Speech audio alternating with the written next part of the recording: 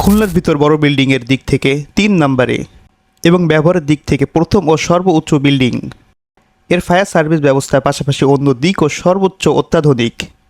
এভাবে দুর্ঘটনা ঘটবে আমরা কেউ কল্পনাও করতে পারিনি, কিন্তু আমাদের দেখিয়ে দিয়ে গেছে ১১ তারিখ রোজ বৃহস্পতিবার রাত প্রায় ৯টার সময় থেকে প্রায় ৪টা পর্যন্ত এখানে ভর্তি থাকা রোগীগুলো গাজী মেডিকেল, আদ্দিন হসপিটাল এবং সন্ধানী মেডিকেল কেয়ার ও হেলথ কেয়ারের পাশাপাশি অন্য প্রতিষ্ঠানেও নেওয়া হয়।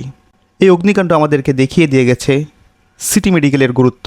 মানুষের শুধু টাকা থাকলেই যে ভালো সেবা, গুণগত মান, ভালো ট্রিটমেন্ট পাবে এমনটি না, কিন্তু সিটি মেডিকেল ২৪ ঘন্টা নন স্টপ সার্ভিস সেবা দিয়েছে। আমরা চাই প্রতিষ্ঠানটি দ্রুত আবারও আগের মতো সেবা প্রদান করুক। কাছের মানুষকে দূরে নিয়ে সেবা দেওয়ার থেকে কাছের প্রতিষ্ঠানে নিয়ে সেবা প্রদান করতে পারি। পাশাপাশি খুলনার বেসরকারি প্রতিষ্ঠানগুলো এরকম সমস্যা বা রিপোর্টিং মান বা সেবার দিকে নজর দেওয়া দরকার, যাতে করে জনগণের ভোগান্তির কারণ না হয়ে জনগণের আস্থার প্রতিষ্ঠান হয়ে ওঠে। আজকে শুধু সিটি মেডিকেল নিয়ে কথা নয়, সরকারি বেসরকারি সকল প্রতিষ্ঠান যেন জনগণের সেবায় এগিয়ে আছে, এটাই আমাদের প্রত্যাশা। আমরা আছি এবং থাকব আমাদের আস্থার প্রতিষ্ঠানের সাথে। যেরকম সিটি মেডিকেলের অগ্নিকাণ্ডে হাজার হাজার মানুষ বিশ্বকাপের ফাইনাল উদ্বোধনীও না দেখে সিটি মেডিকেলের সামনে ভিড় করে তাদের জীবন বাঁচানোর প্রতিষ্ঠানটি আগুনে পুড়তে দেখে আমরা গভীরভাবে মর্মাহত।